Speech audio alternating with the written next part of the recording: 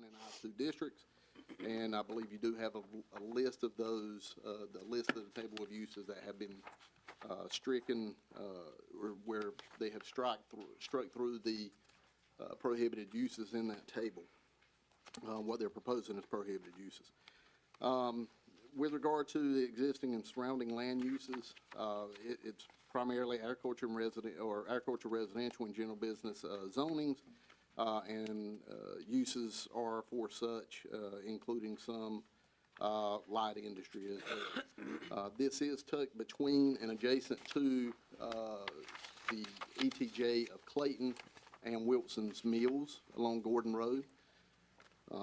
There is no traffic count for Gordon Road, and it does show that it is a secondary road consisting of two-lane cross-section designed with paved shoulders, and it is identified in our comprehensive transportation plan for modernized improvements to include lane and shoulder widening. With regard to our land use plan, this is designated as an employment center place type, this acreage, and which essentially is a designation for the opportunities to develop employment opportunities here in Johnston County.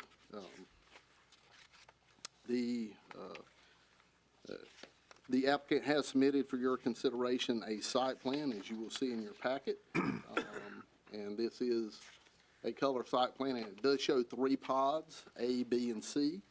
And one point of note on that site plan, in the upper left-hand corner, you will see a building summary, which has the total building square footage per pod and individual building maximums square footage per pod as well.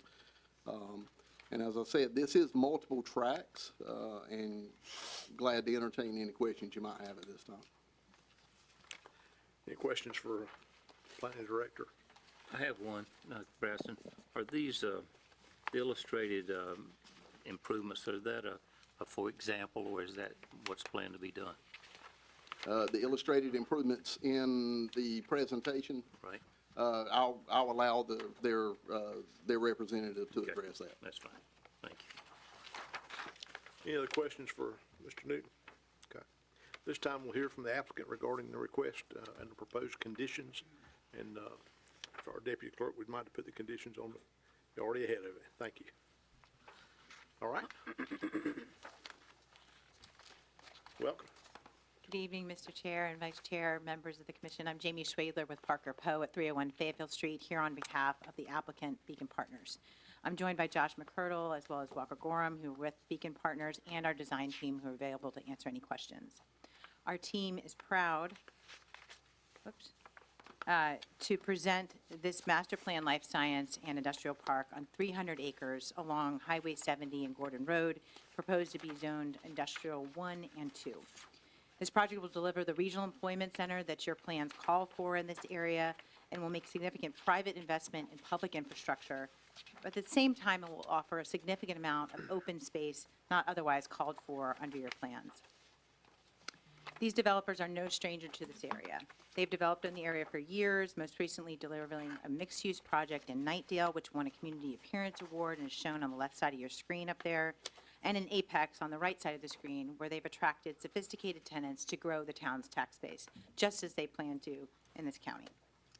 The place type designation as described was the employment center, which envisions mixed-use projects with job-generating uses, including industrial and supporting uses, with open space for recreation. That's exactly what we have planned for you here. And based on that guidance, we're seeking conditional industrial zoning with 3 distinct development pods, as you heard, limiting the maximum square footage in each pod and in the individual buildings shown up at the top right of the screen. The plan on your screen shows pod A at the top right in orange, pod B in the middle, also shown in orange. Those are both in the Industrial 1 district. And pod C in the bottom of your screen, shown in magenta, that's in the Industrial 2 district. And to the gentleman's question earlier, this concept plan is a part of our zoning offering, and we're committing to have it substantially in conformance with this development. Of course, that's subject to grading and final determination of building placement, building footprints and the like, but substantially similar to what you see on the screen there. In addition to that key concept layout, we have key conditions. Those are shown on your screen. We're limiting ourselves to a maximum of 2.8 million square feet of research and development, office and warehousing uses, and we'll talk about those permitted uses and what we've prohibited just a little bit later. Those are combined in both the I-1 and the I-2 districts. But we've also limited ourselves to 48 prohibited uses that would otherwise be allowable if this was a general rezoning. It's not. We've made it conditional, so in addition to those uses that would otherwise be prohibited, we've added some additional ones, and we can go through those in some detail. We've limited our maximum building height to 50 feet, and we've enhanced the perimeter buffers. We've offered triple the county standard in width from 15 feet to 50, and we've doubled the county standard of plantings, and I'll show you that in just a second. In addition to the statement I just made about the concept plan, we've committed to continued administrative oversight, so modifications to the concept plan would come back and be approved administratively, leaving your capable staff in charge of making sure that we're adhering to what we've said we do tonight. And then we're preserving 61 acres of adjacent zoning, and I'll show you that in here in just a second. To cover the permitted uses, I know there was some discussion of this before, so I'd like to hand out the chart that we've prepared, and we can walk through those uses now. I can kind of just illustrate what we've done on the screen and reserve those uses for the end of the presentation. So what you see on the screen is a list of permitted uses from your own use table, listing each of the uses that the county recognizes, and then whether those are permitted in Industrial 1 or Industrial 2. And where those uses are permitted, there's an X marked through in gray, noting that that's a permitted use. And where you see the red line through, that means that we have stricken those from our ability to develop. So we've included those as prohibited uses in our conditional zoning. So not only do you have your limitations, what we couldn't otherwise do in those districts, we've stripped ourselves of those additional uses. And as you can see, many of those are uses that would otherwise be, incompatible with our residential neighbors or provide, noxious smells or other things that you wouldn't otherwise want in close proximity to your neighbors. But at the same time, we're preserving those industrial uses that we believe strongly give you that tenant base you're looking for to create those jobs and become this mixed-use center that the region has designated for this area. I'll move on, but we can come back to those uses at any point. So this slide shows the enhanced natural buffer that we're talking about. Those two kind of shaded gray or green-gray areas to the left and right of the screen are 61 acres that have been excluded from the proposed rezoning to create an enhanced natural buffer. Those could have been included in the request, but based on on-site meetings with neighbors and our understanding of the community desires in this area to screen the project from our closest neighborhoods in that area, we've excluded those and take them out entirely. In addition to that, as I mentioned, we've proposed a buffer that is 3 times the county standard width, as well as twice the county standard of plantings. And so you can see graphically on the top there is the county required type C buffer, and how our proposed buffer is not only twice as lush, but 3 times as wide. In addition to all of these commitments, so to restrict ourselves from the uses, to create this employment center, and to make sure that we're treating our neighbors with sufficient buffers, we've also shown what these investments mean to this community in terms of jobs, funding public infrastructure, and creating a revenue stream for the county to enjoy for the time to come. So it's a regional employment center fulfilling the county's plans in this area, generating construction jobs in the near term, and then long-term permanent local positions that are supported by the build-out of the project. While so doing, we are also offering to privately fund public infrastructure to the tune of $10 million. So we're paying to extend $10 million of sewer over 1 mile, unlocking access to the county sewer through other portions of the property. That's a project that, without this project, the county would have to raise funds and provide a capital improvements project for, but we're incorporating that with our own construction costs as a private investment without taxpayer money. In addition to that, we estimate that the revenue generated in annual property tax revenue upon stabilization would be about $20 million in property taxes generated by this massive investment in the county. So some real short-term job creation, long-term job creation, meaningful investments in the area of the county where you've designated that to happen. As a result, our proposal is consistent with the comprehensive plan. Those policies are shown on your screen and are detailed in the staff report. And then creating these public benefits that I mentioned, this regional employment center happening in the area that you've designated, attracting the kind of jobs that other areas within the region have enjoyed and continue to enjoy by bringing the right tenants to support not only job creation, but that supply of revenue. $10 million in private investment right here in the county in terms of extending public roads and infrastructure, unlocking access not only for this project but for others, and then designing to maximize the output of creating those jobs, but minimizing the impacts on our neighbors through those enhanced buffers and preservation of large open space. This team is proud to provide such a massive investment in the county. We hope we will gain your approval tonight. And in the meantime, I'd like to invite Josh McCurdle with Beacon Partners up to explain a little bit about the company and answer any questions you have in terms of permitted uses or other conditions. Thank you. Okay, thank you.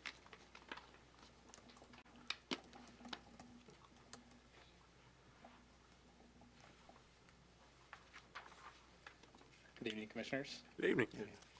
Thank you for the time. Jamie, thank you for the presentation. I think she did a great job of covering high level of our project. I just want to take a few minutes here at the end to highlight a couple key components about Beacon, kind of who we are, how we operate, and then did want to update you all on a follow-up conversation we had with Mr. Trey Gordon following our planning board meeting a few weeks ago.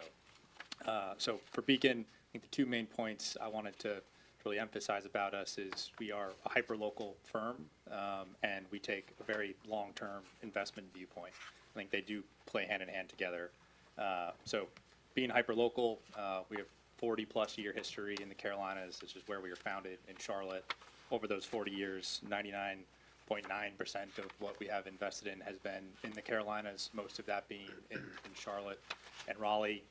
We find that to be very beneficial for our operation, for who we are, and it plays well into our long-term horizon investment thesis. Obviously, the relationships that we get to form with the local community members, with community leaders, all help us develop really quality projects that mean a lot to the community. Really, with how we're structured internally, the long-term investment nature about us is we are not merchant by design. We do not go to different cities around the country, build and leave. We build to own for 5, 10, 15, 20 years. And why that is meaningful is that we take a lot of care in our investment and our development, and that's things like architectural features to the building. As you saw from our Apex Gateway and Nightdale Gateway projects, we spend exorbitant amount of time making sure that they are attractive for the communities. We're proud of the Community Appearance Award we received in Nightdale for doing that. And obviously for being long-term holders of this real estate, we want to be proud when we drive by in these communities because we all live here. We live in Charlotte. Our whole team here lives in Raleigh. We want to be excited to drive by these. We want the community members to be excited about it, and we certainly want the tenants and businesses that we're trying to attract to be excited to put their name on the building. We're really excited to be in Johnston County and have this project, and we think it fits those two molds about us perfectly. And allows us to do the amount of private investment into the infrastructure and public roads that we are positioned to do. Lastly, Mr. Trey Gordon, who's a long-term community member and sits in between two of our parcels, spoke up at the planning board, really just about his concerns on our use if we're impeding on his property or bothering his livestock that he would have out there. We had the opportunity to sit down and discuss with him actually immediately following the presentation, which was very productive, and ensured him that actually what we need to do in the right-of-way all fits in the existing right-of-way. We will not be condemning any of his property.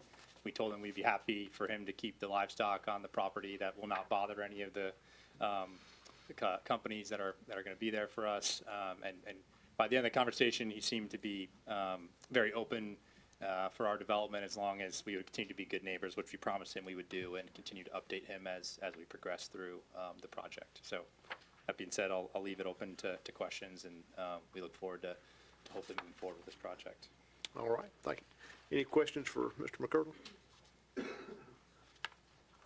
I have some questions, but I may wait to the end. It's on specific uses, so.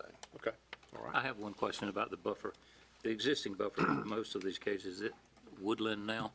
Correct. Forest? Okay. Yep. I thought so from the map. Some of which is, graded out and for cattle and livestock on, but most of it is. All right. Yeah, I will say, since Commissioner Godden brought up the buffering, the additional buffering is rare that we see the extent that y'all have gone to on that, and also the consistency with our comprehensive land use plan. So, two pluses in my mind. Yeah.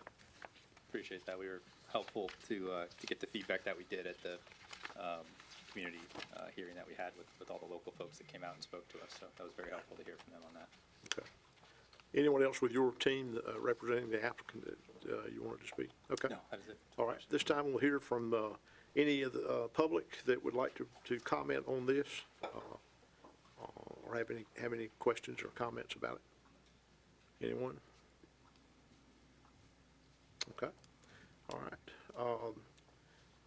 This time we'll close the public discussion. I'm sorry. Listen, I would like to, since I didn't know how many more people Okay, want to speak, all right. but I do have some questions regarding the uses. Okay. So I don't know who wants to come up and, because I have 12, I have questions. I don't know if y'all want to come up. Yeah, There you go. yeah. That'll work. The people watching on our live stream will appreciate that. So I had 12, I think, additional uses I had questions about, and you'd mentioned sophisticated tenants, and not that any of the ones I'm about to mention are not sophisticated, but I don't think to the level that we're talking about if you're coming for something special and different from our zoning. But and I'm just going to go through each one of them, and if you want to respond individually or wait to the end, whichever you want to do. But the first one is automotive sales, new and used. Is the question, do we have Yeah, that yeah, I mean, planned? that's the one, if I'm looking at the right, that's not prohibited, and I don't see that fitting into I-1, I-2 use that, and you mentioned sophisticated, that I don't see that kind of fitting in there. And the other ones I think are similar. You'd ruled out the asphalt plant, the brick, tile, pottery manufacturer. I don't, the sales is one. Cemeteries, again, to go back to a necessary use, no doubt. The concrete plant into similar lines of an asphalt plant. You'd ruled out quarries, but it has extraction of earth products. And I think mining is in when I get to the next page. One that bothers me a little bit is the generic term factories. So I don't know what that entails, but that's one I had a question about. And then two, at the bottom, greenhouse / nurseries and group care facility seem to be an odd mix for what we're, at least I think we're talking about. Another vague use, this manufacturing uses / operations seems a little vague and a little open-ended for what potentially could fall into that category. Mini storage facility, again, the mining operation. Monument sales, which I'm assuming that's tombstones and that kind of thing. I don't know exactly what that is. For the cemetery. Yeah, for the cemetery. And then the last one I had was sawmills, and wooden box factory. So those are the 12 that, out of the ones you marked out, and I appreciate the work you've done on that. But those other ones, some of those seem easy. Other ones just seem vague to me, so, and I know that's kind of on the fly, me throwing that out at you, but those are ones that I have questions about if we're going to go the conditional rezoning route. Okay. And I don't know if any of the board members had a chance to absorb any of that either. Yeah, yeah, I think, Yeah. to the extent you want us to ask to restrict those further, I think we need to discuss that a little bit. Some of them are, I think, pretty straightforward. Others might be incorporated because the code, the use might fall kind of between two things. We want to make sure we don't Okay, exclude something. yeah, I just want to make sure we're all on the same page Yeah. when we go, and we're not thinking one thing and y'all are thinking another, and then we're, 3 years from now, we're like, what in the world is, Yeah. how did this get through crack? Let's, we'll Okay. chat and then come back, if that's all right. All Are right. there Yeah, other no. questions that we need to entertain or discuss while we're doing that? Any other questions? What property valuation are you coming up with that gives $20 million in annual property tax revenue? Yeah, and that kind of goes back to what we were talking about here. I mean, our ideal world, we are targeting the life science, the R&D sort of adjacent users. The investment in those facilities is staggering, as I'm sure you are well aware, well north of $400 a foot at full build out. So it's hard to put a number on what the total actually could be, but the raw potential of the size of the site and what we're rezoning for is staggering. I don't have that exact number off the top of my head of what equates to that, but that really is our calculus of this ideally being, you know, R&D, research, laboratory related uses, driving that up as high as it is from the tenant investment along with our personal investment. Okay.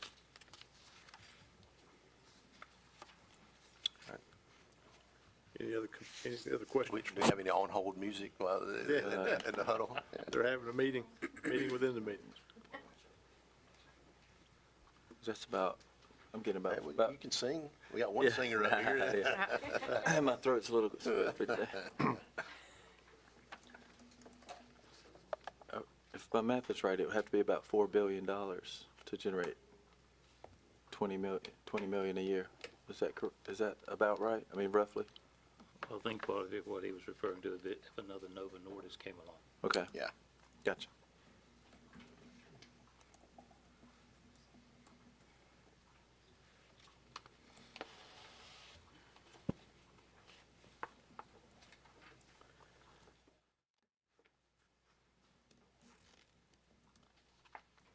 Okay, so we've looked over those, I guess, dozen or so uses and understand the concern over wanting to make sure we have sophisticated tenants. And in addition to Beacon's experience doing this in other places, we're kind of evaluating how sometimes these terms are broad, could exclude a great tenant by mistake. So we want to make sure we're keeping the ones that will fulfill the employment generation and the revenue generation we've discussed. And I think in our evaluation, that allows us to keep 4 and strike 8. So the ones we could strike would be the brick tile pottery manufacturing, cemeteries, concrete plant manufacturing, greenhouse nurseries, group care facility, monument sales and works,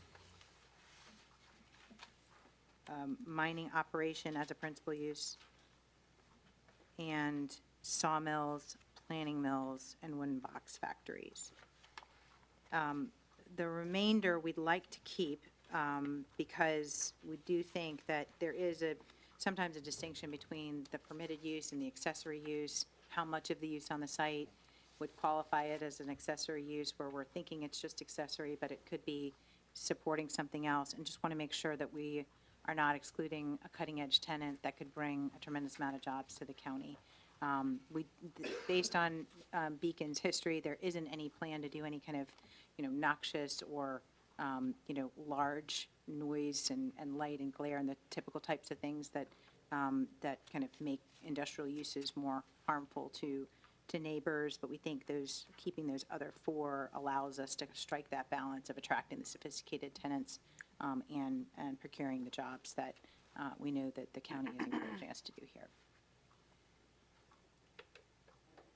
So, I'm missing, did you leave automotive sales in or? So we would leave automotive sales, factories, and manufacturing and mini storage in. And I think, Walker, do you want to address how some of that's been? Oh, so I was going to say, so the extraction of earth products, which to me is the same as mining, that was, I missed that one. I think Okay, we're all okay right, striking that one. okay. Sorry. our math is the same then, thanks.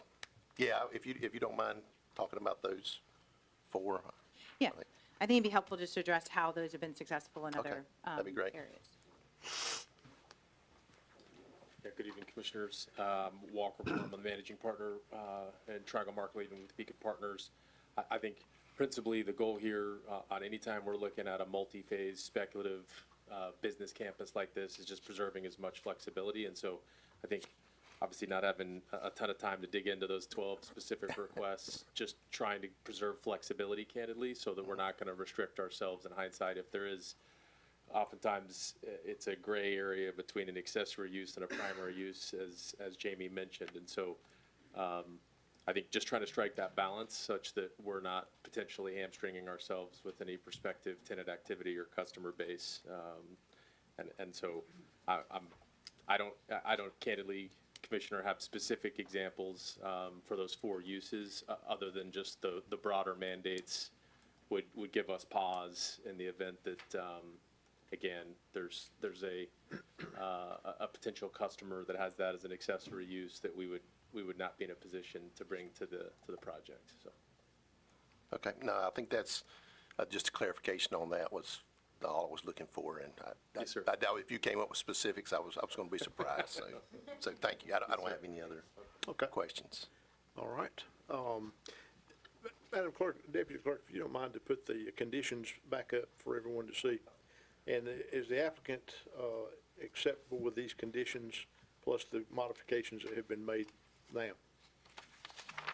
So the original conditions that were listed in the staff report, plus the additional restrictions that I consented to at the podium, Correct. Is what the applicant would agree to do. Yes.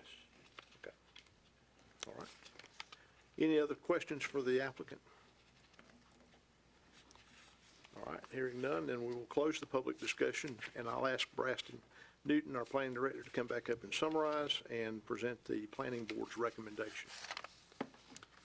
Sir, as it relates to case 25-07, the planning board does provide a recommendation of approval with a list of conditions, and in this case, those list of conditions with modification is agreed to by the applicant with respect to the prohibited uses, and they do offer a statement of consistency for your consideration. All right. Any questions, Mr. Newton? Yes, what was the staff's recommendation? Staff recommendation is approval. Preston, on some of the ones that the vice chair thought were fairly vague, how much control will the planning, I don't mean the word control, but you know what I mean, will the planning department have over what actually goes there with this being, you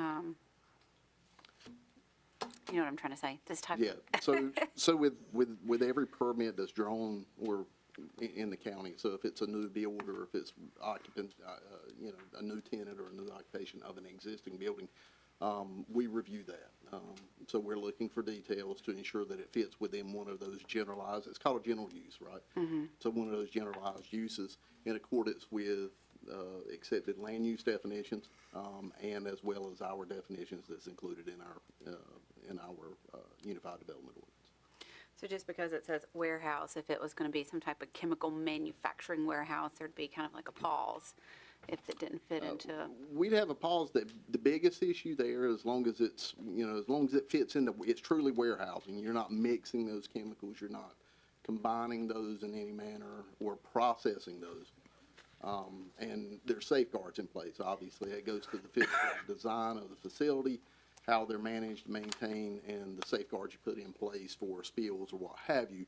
And those aren't getting into the sewer system or storm system really is what we're most concerned about there. Then, yeah, we look at those on an individual basis, but sure, I think that's consistent with what we did on the Pierce Road it is. Very much case. so. I just kind of wanted to make sure with this being conditional and the different pods that it was going to be a similar process. So it Absolutely. doesn't seem like it could just be anything and everything that is on this list. Thank you for that. And there's factories remaining in on this list. Is there anything in those standards that would address noxious odors or fumes that may emanate from a manufacturing or factory? There's nothing specific with regard to noxious odors. However, we would look at, from a staff perspective, we have site plan review, and that is something we would review to ensure that any noxious odors that would be scrubbers and whatnot included in their processing to ensure that's down to a minimum. All right. Any other questions for Mr. Newton? Hearing none, and I'm sorry? Yes, sir. Okay. Yeah, I will close the hearing for case 2507. Turn it over to the board for your discussion and/or a motion. Mr. Chair, I make a motion to adopt the statement of consistency resolution as presented in the agenda packet and approve the rezoning request with the conditions has been modified this evening to include the 8 prohibited uses. Okay, And, yeah, that's my motion. all right. I have a motion on the floor Second. and a second. Any further discussion? Hearing none, all in favor, let it be known by saying aye. Aye. Any opposed? Motion carries. Congratulations. Mr. Chairman, I might say that the team has put together a good package. I was gonna say Yeah, the same thing. If absolutely. anybody needs a guide to go by, I really like the way they Yep. did that. Yeah, and I forgot to say this, but I do commend Beacon Partners for listening to the neighbors and incorporating that into your plan, so. Thank you. Thank you. All right, next item on the agenda is case number 2508, and I'll open the rezoning hearing and ask Mr. Newton to come forth and present the background and discussion. Yes, sir. Case 25-08 involves a petition to rezone 2/10 of an 8,700 acre tract located at 11114 Cleveland Road in the Cleveland Township from agriculture residential to general business, general use district. Owner Bobby Creech, applicant is Jana Creech. Just some history here on this property. You've seen this before. The property outlined there in red actually had a different boundary. So the property just to the left there, to the northwest, and a portion of this property on screen outlined in red were previously rezoned to general business, and this has been a couple or 3 years ago now. And the 2/10 of an acre is outlined in red here. The 2/10 of an acre in question is more to the eastern boundary that's shared with that. If you can see that structure there just to the east with the, looks like a hammer type drive, and there are several vehicles in the rear and to the side. So that would be in that boundary there.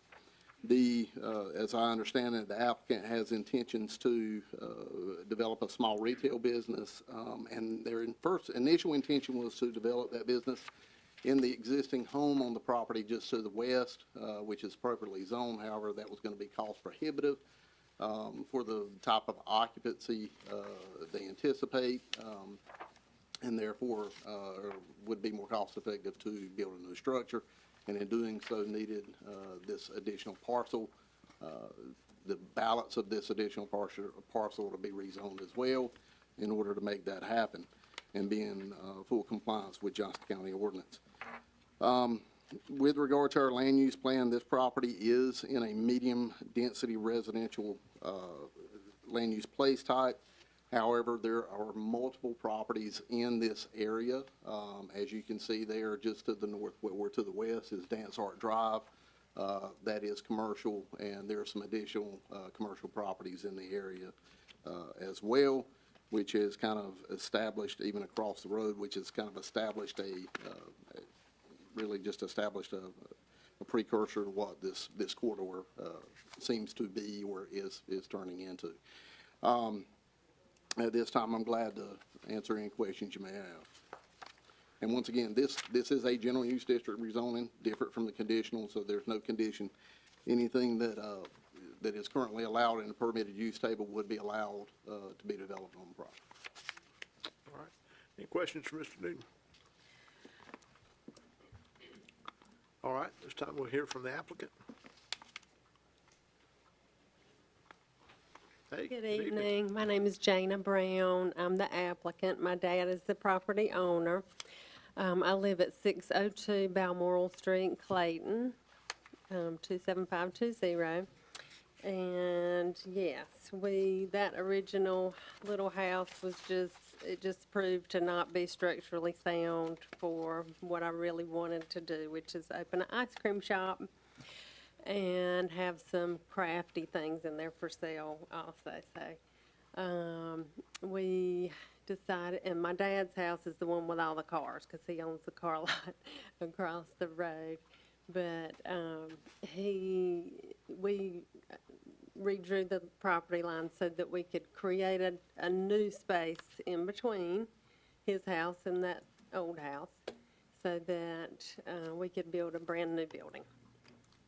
So that's what we're planning to do there. So really, this is just my hand-drawn thing, but the yellow is what was previously rezoned as general business, and this is my dad's property, and just that tiny little white is what we're just asking to kind of clean up and squeeze that over to make that be yellow as well.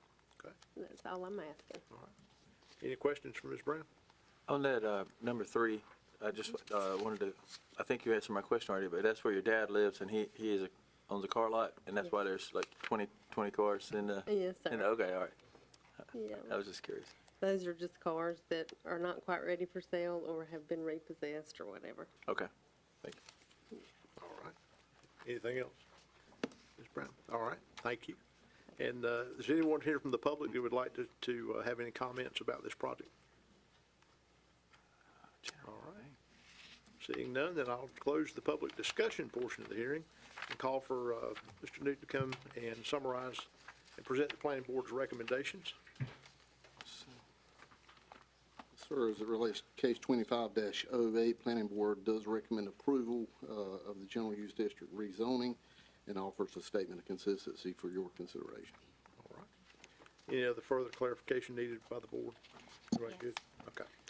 All right, in that case, I'll close the hearing. Oh, wait, I have a question.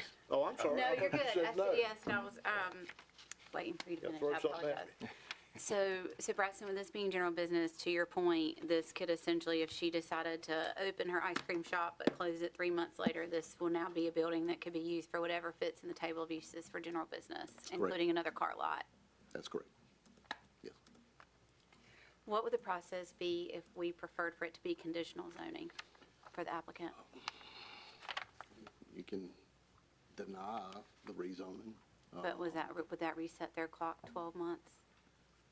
Not if there is a substantial change to the application. So in this situation, there would be a substantial change because conditional zoning, albeit the same process as general use district or general use rezoning, conditional zoning is very different in the manner of restriction of use of the property as well of a site development plan has to be in place at that time or be presented at that time, and they're restricted to that site development plan within reason.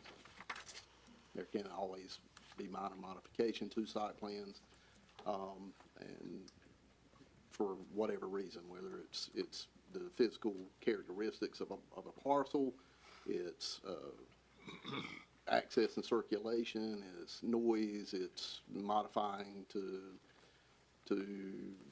I guess, really mitigate impacts that you may not have been aware of originally at this stage. So when you get into it a little bit further, then we do allow those to be modified within reason. If it gets to be a major modification, it comes back through this process. For the record, I have no issues with an ice cream shop being right down the street from my work. I'm very excited about it. My concern and what we have been trying really hard as a board to stick to is requesting everything be as much as possible conditional zoning so that we don't have the chance of us approving this today. And if I understand correctly, again, if you decided to close in a month and it could be, no offense again to a car lot, but I just don't think that's a good location for a car lot. It could be a vape shop right across from a dance studio. So I think it's important to me that we know what's going there and then we can restrict future uses. But are we talking about just this narrow strip through here that would be changed to? That's correct. So if it were conditional use, it would apply only to that narrow strip? Yes, unless, which wouldn't be of much value to anyone, of a 2/10 of an acre parcel. So the balance would still be that general business district. So you could encourage to come for the applicant to come in and request conditional zoning for both parcels in whole, parcels 1 and 2, and restrict that, or you have what you have as represented on the screen, which is a split zoning of general business and agricultural residential. Okay, I understand the concerns that Ms. Stevens brought up, but I'm just looking at it from what we're talking about here. If the rest of it's going to remain general business, it's not going to afford much control over what goes there in the future unless you change the overall general zoning classification. And you're not wrong, and the only thing that kind of brought to mind is when we had earlier this year, we had a property and they were already zoned light industrial, and they wanted to go light industrial with the rest of it, and we no longer felt like that area was applicable for light industrial, and it was an extension of their property line, and so it's different, but similar, and so that was just my concern. I hear you. I guess I'm trying to deter from anyone skirting the rules down the road. That- 500 meters from this property is a junkyard right in the middle of the street. It doesn't seem to affect anybody. Again, I just want to make sure that we're putting a precedence out there, what we would like to see, ideally. Okay. So I would, go ahead. A question, is it even possible to have one parcel zoned two different ways? Yes, It is, okay. you can. Not preferred, but Not preferred, It's not, No. it's not ideal, but yeah. you Okay. can. There's a difference between a parcel of land and a zoning parcel. A zoning parcel is whatever you deem that zoning parcel, the boundary of that zoning parcel to be. The land actually is now recorded, or you have a recorded parcel that has a specific meets and bounds boundary. Just the difference. so I guess my question may be more of counsel on this. So a denial sets another clock, well, I guess either way. I was just trying to think, if we deny, is there a difference between us denying it and directing the applicant to come back with a conditional zoning request? Is there technically a difference in what happens after that? I'm particularly trying to figure out, is there a way we can shorten the time frame if we go that route? The short answer is no. Okay. That's enough. Is there a business office right across the street from this? There is, yes, there is general business and across the street, there's several parcels. And down the road towards Cleveland, towards 40, there's a dance studio. Dance studio, yeah. It's in this area all the way back to 40 and even to NC 36 Veterans Parkway. You find it's transitioned to really a mixed-use corridor, if you want to call it such. Right.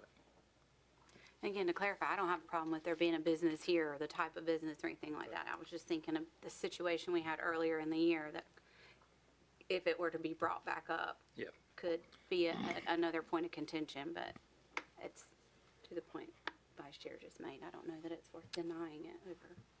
Just wanted to discuss. Well, I think the other parcels that we've talked about and the uses predated conditional zoning, so we can't go back and undo any of that. But I agree, the precedent we have established is to try to go to conditional zoning to limit a variety of uses, because I think as you ride down the road there and you see the mix that's out there is probably not ideal. Not. And what I was referring to was over on Christine Drive.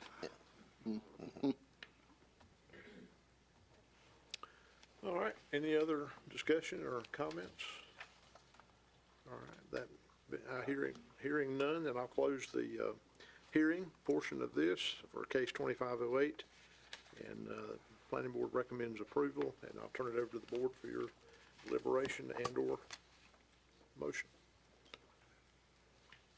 Yeah, well, I was just going to add to what we've talked about is, we talked about the zoning goes with the property, not with the owner. And so, although Ms. Brown may have a vision of an ice cream shop, if something happens to that property and changes hands at some point in time, it could go back in anything that fits in that category. So that's just another concern that I have with just straight rezoning. Again, I think what she has planned is fine. But those other things could happen at the existing places that were grandfathered, right? They could all become car lots. They could, yep, anything that fits in general use or general business, yeah.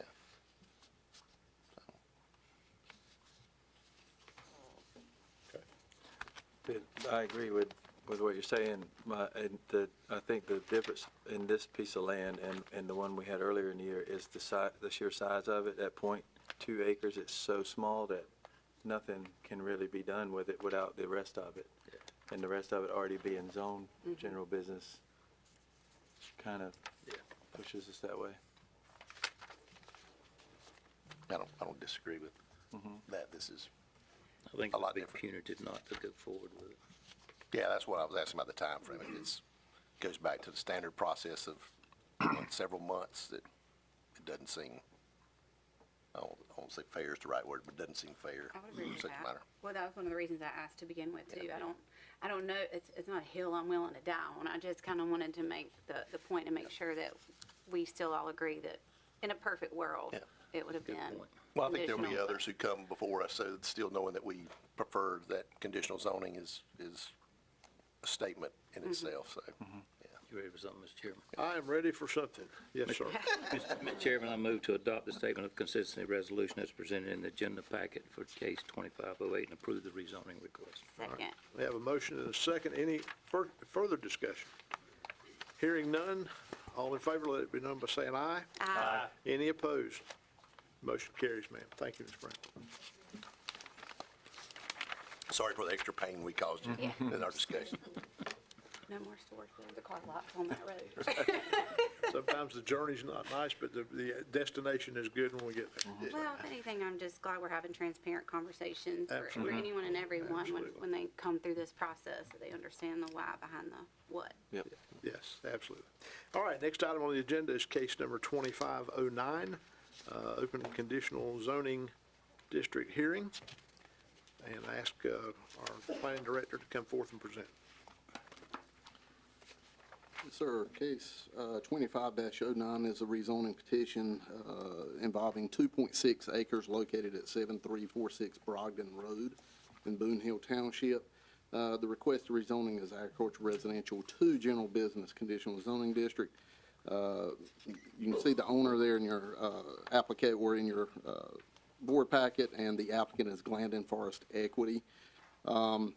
This is primarily, this area is agricultural residential. There are some small parcels zoned in this area here at the intersection of Baker's Chapel Road and just back to the west on Brogdon Road that are community business, convenience store, church, fire department, all exist in this area as well.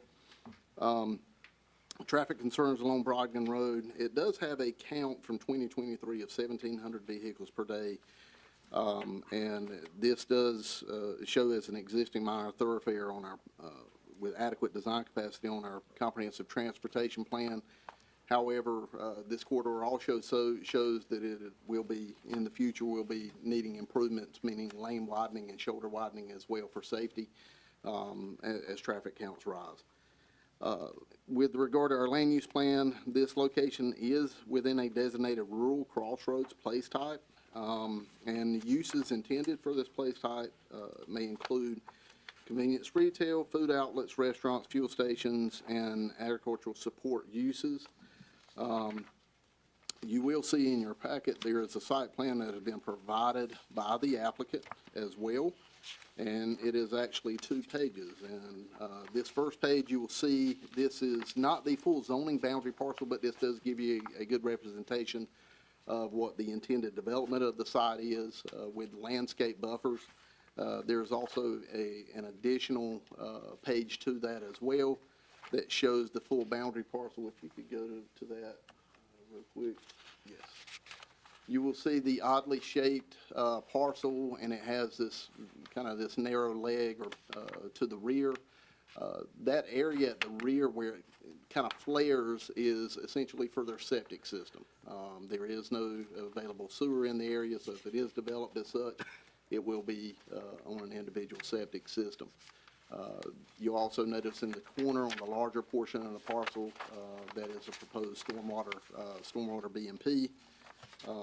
In there. You also see in your packet, in your staff report, there list of conditions there, which does restrict the uses to small box retail store, which is does restrict the size. Even in a community business district, our ordinance currently restricts the size and footprint of any given building and aggregate buildings on any parcel. Is that a relative size? Is that a relative size to the lot size or absolute? No, sir, it's absolute. Yes, sir. What is that limit? I believe it's, like 5,000. It's fairly small. Or 8,000, somewhere in that neighborhood. But we've got I a think couple the of plan here districts. calls for 10,000, doesn't it? Yeah, maybe it's 10,000. I think it was maybe potentially max. We've got a couple of districts. When we have a neighborhood business and a community business, we tend to get those a little confused. All right, any other questions for Mr. Newton? All right, this time we will hear from the applicant regarding the request, and the proposed conditions are on the screen up there. So if you would state your name and address for the record, please. Thank you. My name is Brent Purdom. I'm with Bowman. We're the engineering services that did this drawing. Our address is 4006 Barrett Drive, Raleigh, North Carolina. And I'm just here to basically, if you guys have any questions, I'd be glad to answer them. Mr. Newton did a good job of explaining kind of what we're doing, what we're proposing. We did hold 3 neighborhood meetings, and with no concerns from the neighbors that showed up to these meetings. We also ran this plan by NCDOT to get their input as well, and they did not have any requirements for any road improvements at this time based on the current counts. But if you guys have any questions, I'd be glad to answer them. Any questions for Mr. Purdom? I wanted to make sure, so the site plan is well within the boundaries of the property lines, it looks as though, especially on the one side. And there's a pond on that property toward the back, and it looks like the site plan is well away from that pond. So there will be a separate stormwater retention pond. Right, we're gonna have a separate pond just for our development. Okay, all right, Sir. gotcha. And will there's an existing home on that property? Is that what I see, a rooftop there?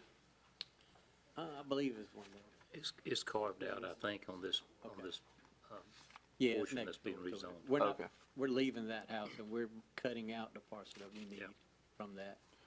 I gotcha, okay, I understand. Okay, that was it. Thank you. All right. Anything else from Mr. Purdom?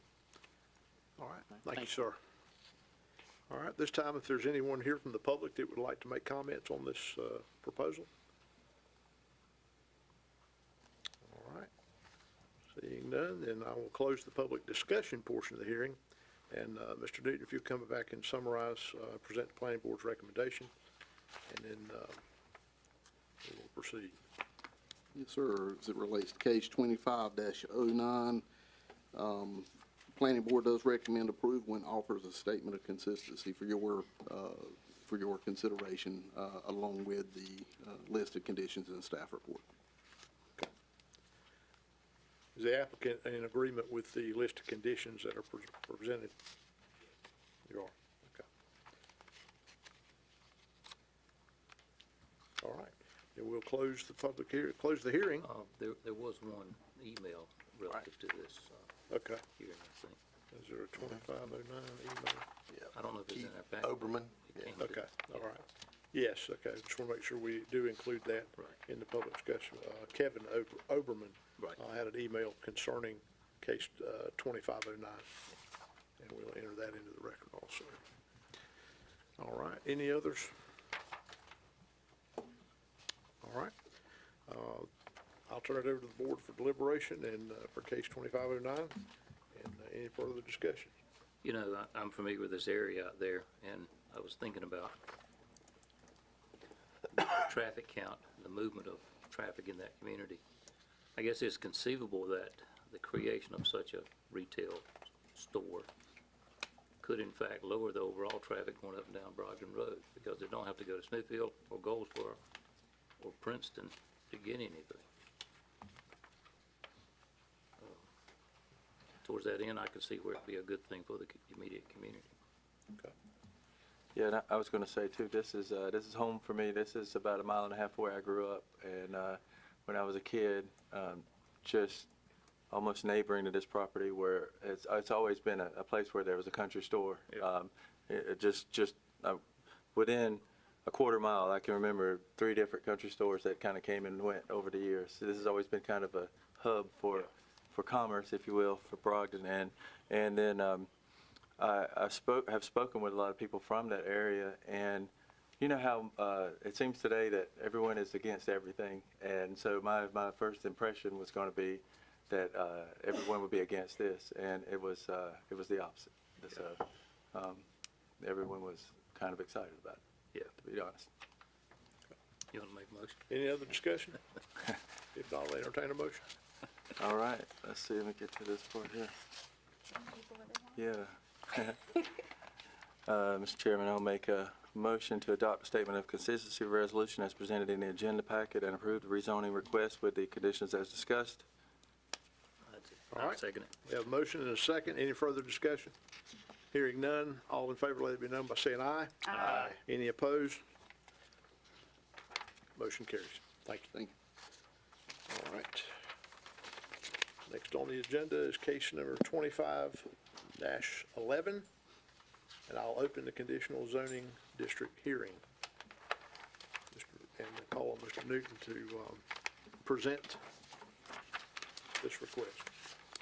Yes, sir. Case 25-11 is a petition to rezone 1.14 acres of an 8.94 acre tract located at 16745 Buffalo Road in the Wilders Township from agriculture residential to community business conditional zoning district. You can see the owner, Wallace Paul White, Vince Paul White, and the applicant is Vince MP LLC. Conditional zoning request involves a number of services, and you'll see that in your amended application listed or included in your agenda packet. Existing land use in that area, primarily this is an agricultural residential area. There is one community business, former special use district, or what we now call conditional zoning district, just to the south or west of this property at the intersection of Turnipseed and Turnipseed, Buffalo, Maggie Way. Otherwise, property is essentially single-family residential and agricultural development in the area. Traffic concerns for Buffalo Road is there's an 8,100 vehicles per day. This was a 2018 count. We do not have anything any more recent than that. And Buffalo Road does appear in our comprehensive transportation plan as a boulevard needing improvement, which will include modernization to include lane widening and shoulder widening as well. With regard to our land use plan, this is a low-density land use place type in the county's land use plan. You can see in your packet as well, in addition to the amended application and the uses, amended uses, proposed uses, you will see a site plan that has been provided by the applicant and their design representatives that shows you the existing conditions, which include buildings and proposed parking, landscape buffers and the like, and it does show that zoning parcel boundary. Glad to answer any questions you may have. Any questions for Mr. Newton? So it looks like this was already there. The building is there. Okay. Yes. What you see there in terms of structure is there. I was going to ask, does this entire case involve the addition of any other buildings? Everything in that zoning parcel, in that shaded area, would be included. Okay. Yes, sir. Is this one of those where there was complaints? Like, I'm assuming this was built. It was generated out of a complaint, yes. Okay. Okay. Any other questions for Mr. Newton? If not, we'll hear from the applicant regarding the request and the proposed conditions. Please state your name for the record, address, please. Thank you. Good evening. My name is John Oglesby. I'm at 535 Barrett Lane in Archer Lodge, North Carolina. I'm with CST Engineering. I'm here to introduce the applicant. Mr. White approached me about this case within a few days of receiving notice from the county in late July. Knowing Mr. White professionally and personally led me to take on this project. That is, I know Mr. White wants to do things the right way. as long as I've known him. He was unaware that this use was not allowed based on how the building had been utilized in the past, the existing building, industrial-like. He immediately responded to code enforcement, and we were all in a meeting with planning director and staff on August 6th, less than a month from him getting notice. Evidence of Mr. White, again, wanting to do things the right way. County staff has been very helpful in steering this process. Moving forward, we immediately scheduled a neighborhood meeting to, even though it wasn't required, we wanted to share and have open and honest communication, especially the operator and the owner, with the neighbors in the immediate area. No one at that meeting had serious concerns about a fitness facility, which we were inside during the neighborhood meeting. However, they were very concerned about what you were discussing earlier. If this fitness and health facility goes away, is somebody going to put an auto shop in there or another objectionable use? So as part of the conditional use, we restricted several of the objectionable uses in the first round. So for the first submittal, the site plan was part of the conditions, and many of the objectionable uses came out. However, there were some additional objectionable uses during the planning board meeting. So we have since amended the application and reduced basically to just the fitness and health use with ancillary uses that go along with that. For example, somebody might want to buy a protein smoothie, so that would be a little retail use, or health food or whatever. Not a Pizza Hut or anything like that. So it requires rezoning that will be beneficial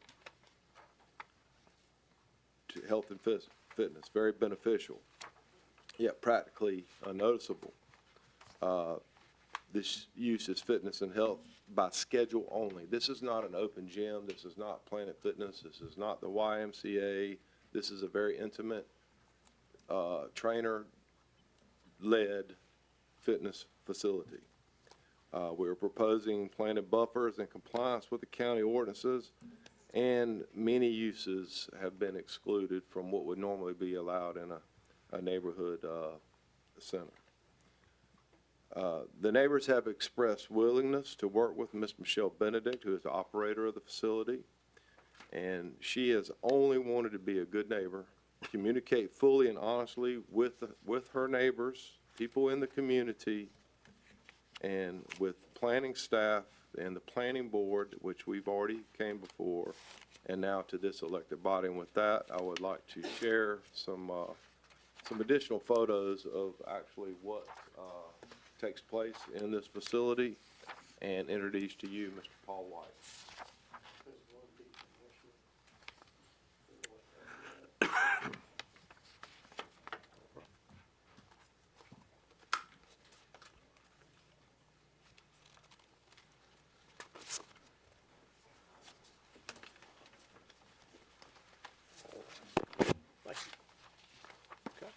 Mr. White, welcome, and if you'll state your name and address for the record, we appreciate that. My name is Paul White. I'm from Wendell in Wake County, and most of my time I'm a automobile dealer, and it's 114 Main Street. And in case I can help you, we also just became the dealer in Zebulon. My son and I own the property. The requested zoning district is only, we've restricted everything. It would only be used for gym for personal training. When I say personal training, it's not like a gym where people go into and anytime they want. There's normally 5 to 10 maximum people there at a time, so it's not a major traffic thing. We would have I guess you call it, I call it a farm store, which is something that I could have had with the farm. But it sells things he was talking about in a business office for the gym. We restricted everything else out of it. It couldn't be used anything else other than The property is part of a family farm that goes back 50 years, and it was originally 160 acres. This 10-acre tract I sold back in the 90s, and when we sold it, the original building is what we won't use as a gym, and it was actually built with an apartment and a shop where the man did his own repairs that had a lift and a paint shop and a air compressor in it, which we've now taken out. And that's what we're choosing, if you'll see in the pictures, as a picture of the interior of the gym where she works with them. It has served two businesses in the past. One was he did reconditioning on his own vehicles for restoration, I think you call it. Then he had a second business in it that was a corporation at one time.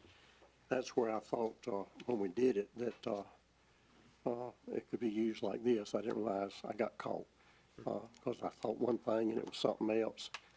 So I made a mistake. Won't be the first one in my life. The use would benefit the Clyde's Chapel community. We sold the rest of the farm for development, and I did turn in something from the developer saying it would be of good use, that we would want to use it for the development he was putting in. And I don't get long-winded. I'd be glad to answer any questions I could to anybody about it and what we're trying to do. Any questions for Mr. White? All right, thank you, sir. Thank you, sir. All right. Anyone else from the applicant's portion that would like to be heard? This is Michelle, and she runs it. All right. If you wouldn't mind stating your name and address for the record, please. Yes, sir. I have a couple things to pass around. If you'll give them to the deputy clerk, she'll take care of it. Thank you. Michelle Benedict, and I live at the property, 16745 Buffalo Road, Wendell, North Carolina. First, I would just like to piggyback on what Mr. Paul has said tonight on apologizing for operating under a violation and a complaint. So before even purchasing the property, myself and the realtor, which was listed as a commercial property, went to the neighbors that were within 100 yards, introduced myself and what I had intended to do with the property for our community. And both the people that are behind the property, or like 1 acre in the property, were very excited about it. And then also the neighbors to our side are very excited about it. All of them have been members at some point. I know that Shelley and Kit Melhot, they were members for the first 45 to 50-ish days. He was preparing to get knee surgery. He came every day, every morning, worked out, and she came every afternoon.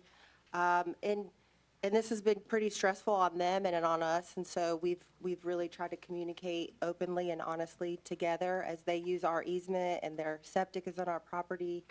We really want to make sure that, you know, we're having a good neighborly relationship regardless of the zoning.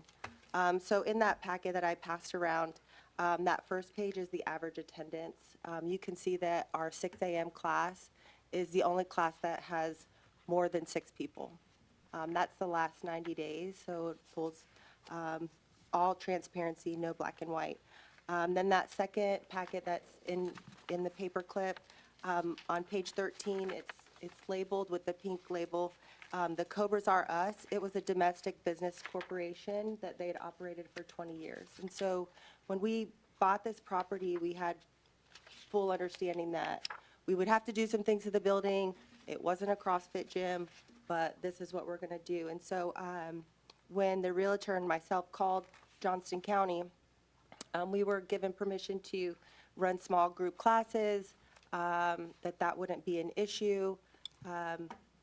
Everybody's super busy and overtasked. The growth in Johnston County is exponential, and so I understand that there wasn't a lot of understanding of what we were asking and what they were expecting.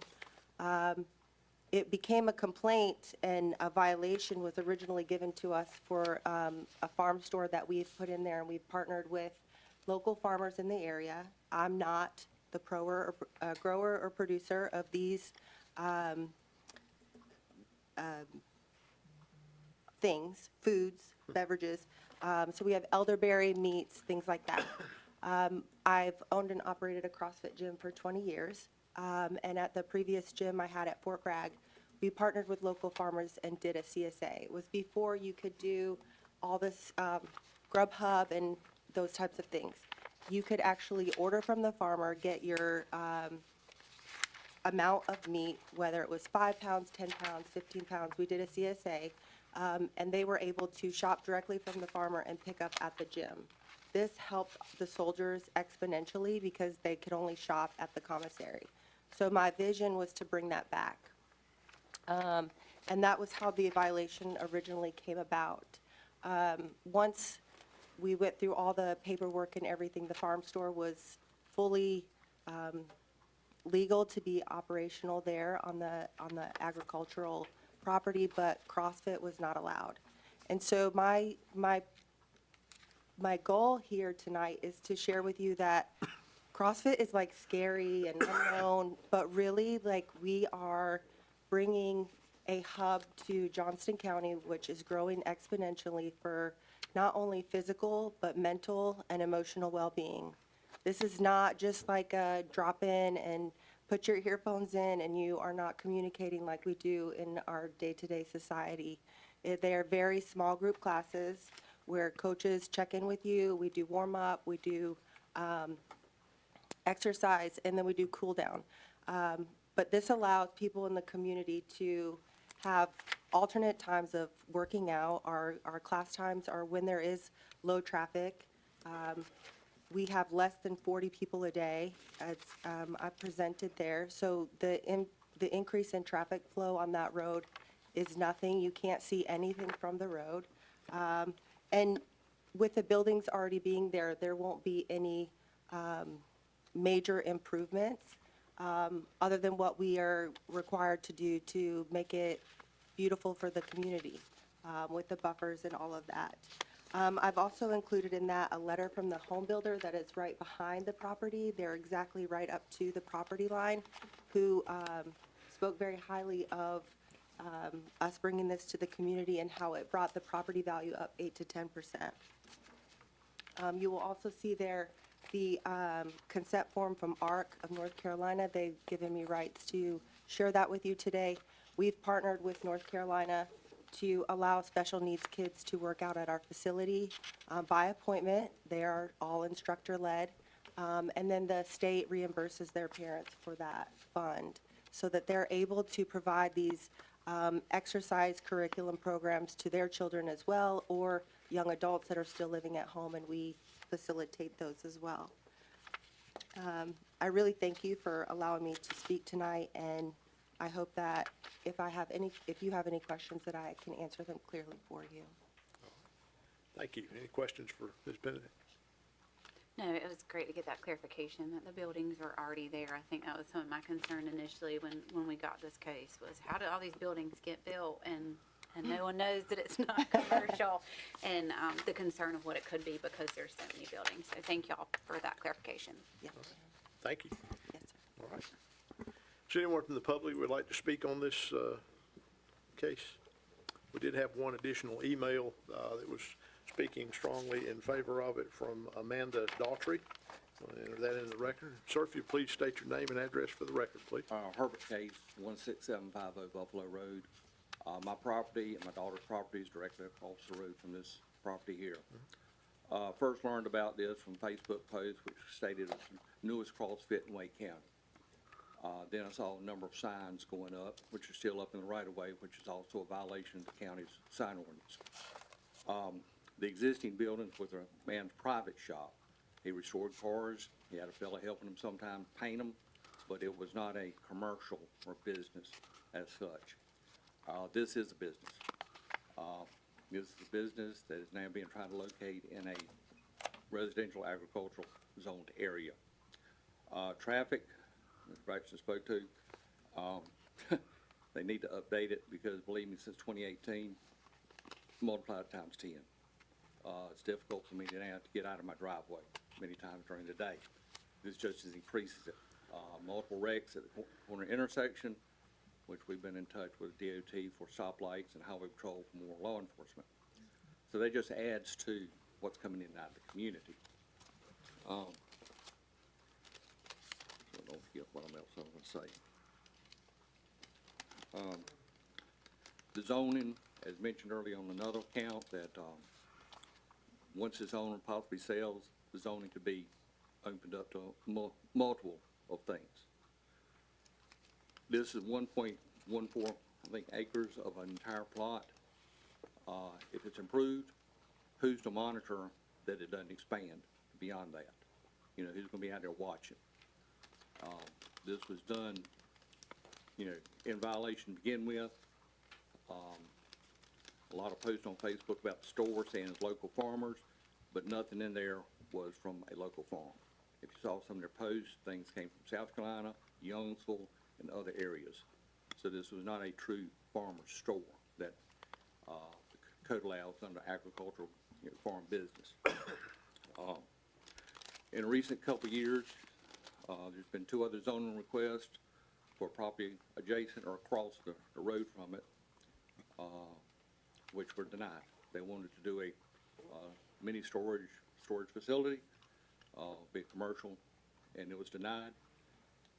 Recently, in fact, earlier this year, there was a little coffee shop called Arise up there at the corner of Stocks Mill in Buffalo that was placed in violation because they did not, you know, were not property zoned, and then she decided to close.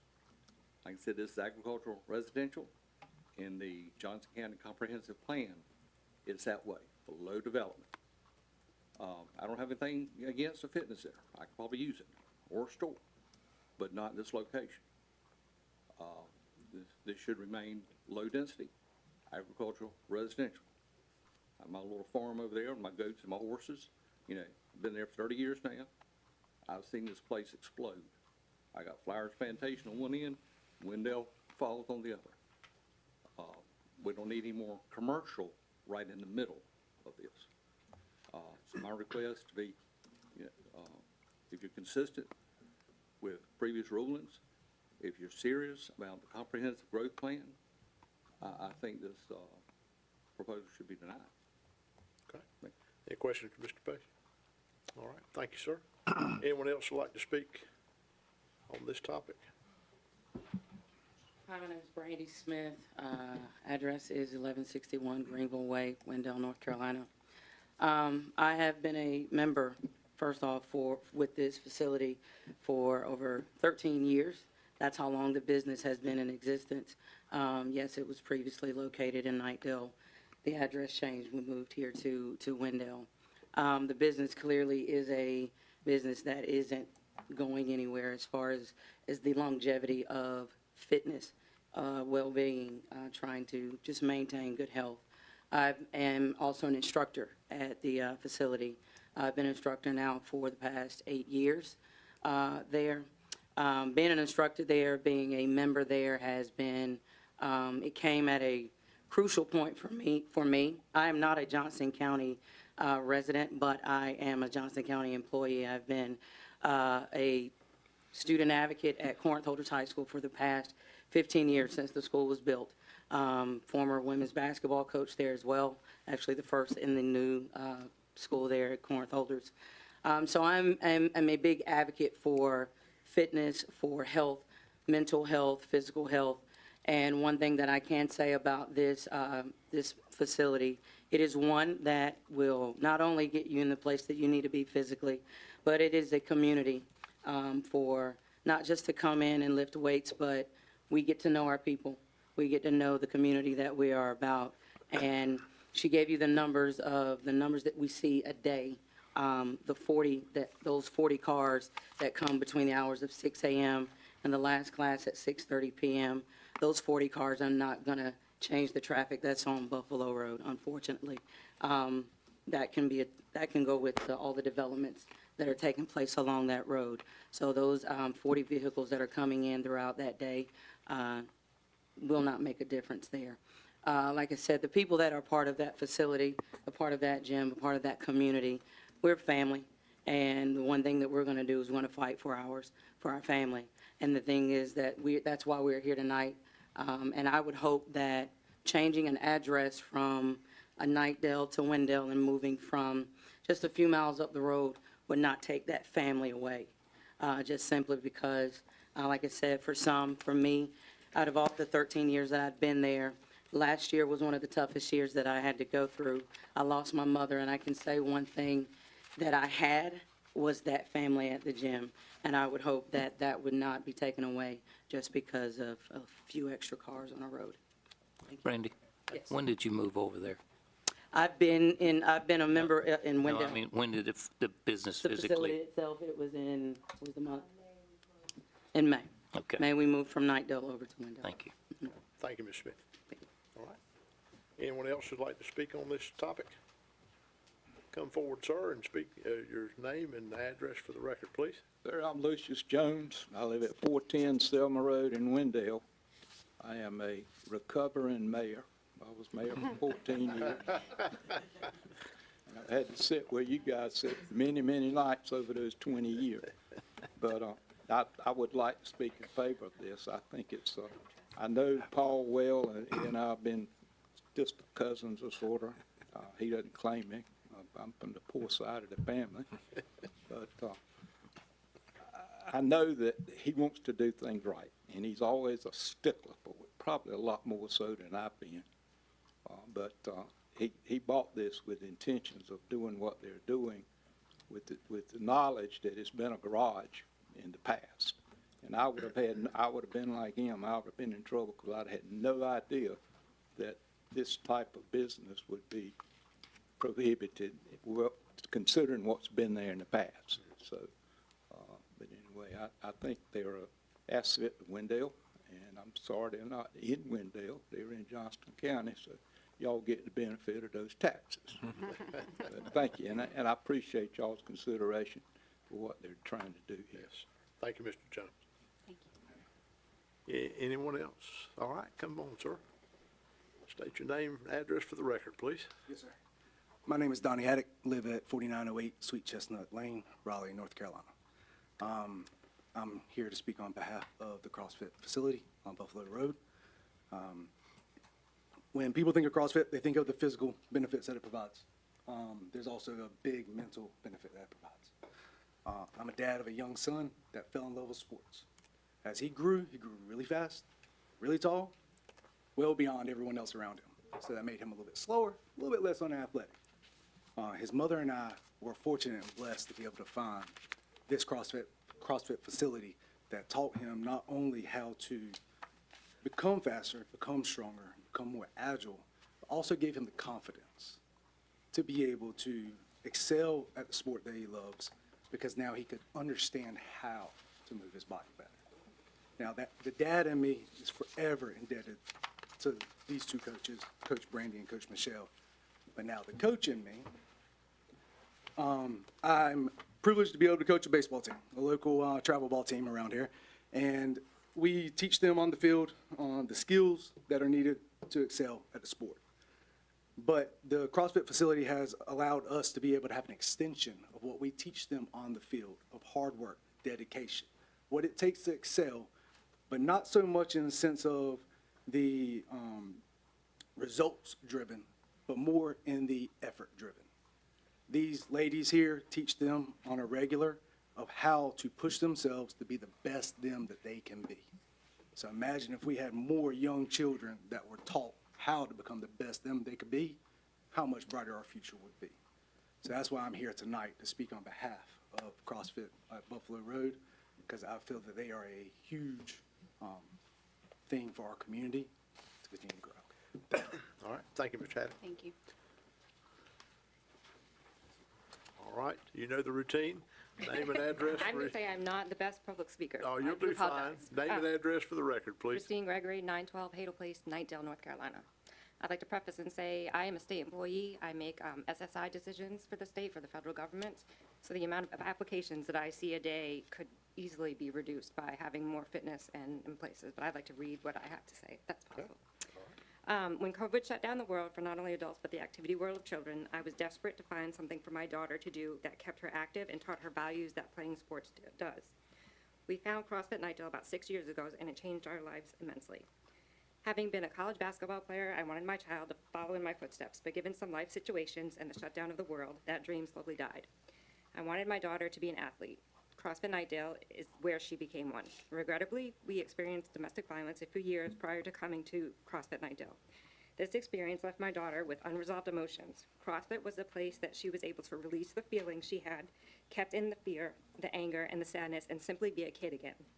CrossFit became more than just a physical and emotional outlet. It became a turning point. The challenge that CrossFit brings to you both in your physical strength, but also your mental toughness, allowed my daughter to put the energy she didn't know how to handle into movements, weights, and running. My daughter learned that she could be strong even on days when she did not feel 100%. Today, my daughter has nearly surpassed me on weightlifting in all categories. This makes me both proud and feel old at the same time. But it also gives me peace knowing that she has the self-confidence to do what she enjoys, and it is something that will keep her healthy and help her live a long, active life. What has mattered just as much, if not more, is the community. When I say this community has become family, it is an understatement. From motivating to push just a little harder, give a little bit more, to holding my daughter as she cried out her feelings. CFK will forever be in my debt. CFK has taught my daughter that she can be strong, not hide who she is or what she feels inside. That she has a safe place to come to when she is unable to shake sad memories or just to clear her head of all the chaos in the world today. It is a building for her to shut the door of the negative behind her and walk into a space of acceptance and support. It is so much more than just a building. The people of this gym have changed our life. CFK has given her strength, confidence, and hope. They have provided years of consistent support that has shaped the straight-A student she is today. CFK is not only a gym, it is a safe place for many people of this community. It is a place we sweat, cry, vent, and laugh. Kids find their inner strength and physical abilities here. They have support and connection that cannot be mirrored anywhere else. I joined CFK a few months after my daughter. I have several disabilities from a near-fatal car accident. Never once have I felt like I was not accepted nor valued at CFK. This gym gives all a chance to be healthy, to live each day as we are with all the physical and emotional support anyone could ask for. This gym is my family, and I stand here before you to ask you to see the immense value that CFK holds in this community. All right. Thank you, Ms. Gregory. Thank you very much. All right, anyone else? All right, sir. Your name and address for the record, please. Yes, sir. Good evening, gentlemen, ma'am. My name is Michael Taft. I live at 16925 Buffalo Road, just adjacent property to the property in question. I wasn't the one who complained to the county. Otherwise, I wouldn't be here. But since the door's been open, there's two concerns that I have. The first thing that caught my eye was when it says personal services, fitness, exercise, athletic, and business retail store, and multiple other community-based business possibilities. So it's those last 6 words is what caught my eye. The gym itself, I support. It's harmless. It's good for the community. I totally support the gym. I think they should be allowed to have the gym. But those last 6 words is what caught my eye. The other concern that I have is one of consistency, and that was mentioned before, Ms. Stevens, where if we do this on one side of the road, then we have to allow it on the other side of the road. So I would ask, please be mindful of consistency in the future. Thank you. All right. Thank you. Thank you, Mr. Taft. Anyone else? I mentioned that my understanding is we have restricted this to the gym, and if the gym goes away, we can't go back to being these other things that we keep referring to as restricted just for personal, what we listed, not, that was my understanding of what we were doing. Okay, all right. Yes, ma'am. Please state your name and address for the record, please. Vertical people problems, my I apologies. understand. My name's Kobe Turner. I live at 355 Presswood Lane in Wendell, North Carolina. It's been interesting,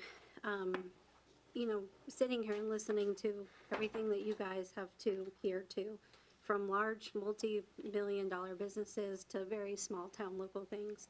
And it was interesting to hear you talk about how you grew up here, and all the changes that you've seen with the local store.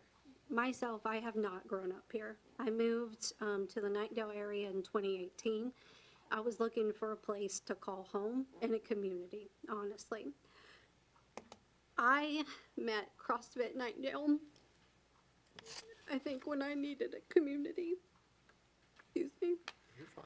And I found that it has given me a place and a home And it has made me want to be a full-time resident here in Johnston County after moving to Wendell. Over the years, we have done a whole lot of different activities with the community, with the gym, and with the community, with the members within our gym community and community outside. You know, Christine spoke about COVID, and COVID really brings up a sentimental time for me with this gym. Because at the time when the world made us close our doors, Michelle opened her doors to us so that we could continue to have a community and operate during those hard times. In 2022, when I got married, there was no other place to get married than at the gym, believe it or not, for me. It has beyond created a community and an open environment for all of us to be openly involved in. Michelle being a woman-owned business owner, she has really taught me the importance of, you know, taking action and building your own business, and myself has also opened a business within Johnston County for that same reason. You know, I'm the type of person that wants to listen to, the community's complaints, and I hear and understand it. But being someone who has been a part of this community for the past nearly 8 years, it's hard for me to understand why somebody would not want this here, because I'm a proven person of seeing the benefit. So I hope that you guys vote today on approving the zoning. Thank you. All right, thank you, Ms. Turner. All right, anyone else? That's all right. State your name and address for the record. My name is Jeremy Gast, 6105 Yancey Drive, Wendell, North Carolina. Again, with Kobe, what she said, I've been here a member several years. Both of my now grown kids attended and moved on in life. My daughter's a forensic tech at Fayetteville Police Department. My son works for Pender Refinishing furniture. I've been, like I said, I've been a member for several years. My kids, we've all become a family. Anyone's missing for a couple of days, we all check on the member. How are you doing? How are you feeling? Comes into the mental aspect. Mental health is a lot of people that people don't get help with. My wife had brain surgery in 2000. It was right when COVID started. Everybody back there called me every day. We had to fly to Detroit, fly back, fly to Detroit, fly back. Just the amount of people that took time out of their day and asked to talk to me to make sure I was okay. It's hard to beat a community like that. So in that, I hope you guys would vote that we're allowed to stay and we can bring it to more people in the area. Thank you. Thank you, Mr. Gay. Thank you. All right, anyone else? All right. Name and address for the record, please, sir. Leon Cobb, 16894 Buffalo Road, Wendell. The gym don't bother me. I'm right across the road from them. But I noticed one thing while we're sitting here. Y'all were elected to represent the citizens of Johnston County. And we have people from Raleigh, people from Knightdale, people in Wake County that are speaking that don't live where we live. And we're neighbors, and I get along fine with Michelle. We're good neighbors. I have no problem with the gym, but I just hope you pay attention to the residents more than you do to outsiders. Thank you. Okay. Thank you, Mr. Cobb. All right, anyone else before we move on with the process here? All right, this time I'll. Go on. Okay. I'd like to make one more comment after listening to all these testimonies about the gym. Nobody has an issue with the gym. The issue here is the zoning, going from a agricultural residential to a commercial. And once that zone is in place, that zone is in place. And that's why I think we need to be looking, like I said, I could probably use CrossFit myself. But that's not the issue. The issue is zoning. I mean, there's plenty of places around, I probably could have, nice CrossFit close by, but that's not the issue. The issue is zoning. Okay, all right, thank you. Thank you. All right, I'm going to close the public discussion portion and call for Braston to come, our planning director, to come and summarize and give us the planning board's recommendation, and then answer any further questions that the board may have. Yes, sir. Before we offer the planning board recommendation, and we'll state that here listed is this is the amended application that was provided by the design professional representing the applicant. So as you can see there, those are the gentleman list mentioned some language there, those last 6 words or so on and so forth, but this is the most recent application we have, and the intended uses. If this is to be pared down some, that would have to be done so during these proceedings and agreed to by the applicant. With that being said, the planning board has reviewed and does offer a recommendation of denial and has a statement of consistency for your consideration to that effect. This was not based on this current application. It was based on a previous application. The design not changing, nor the zoning parcel not changing. I understand what Mr. Case was talking about. These are the only things it can be in this zoning change. That would be correct, yes, sir. It would not be open to the more, I would say, than probably more than 100 other uses that would be currently listed in our table of uses. So I did have a question, and this may be for the owner or the applicant, but as I understood Mr. White to say it was only one use to CrossFit, but there's at least 8 or 9 other uses listed on here. I would defer to the applicant or their representatives.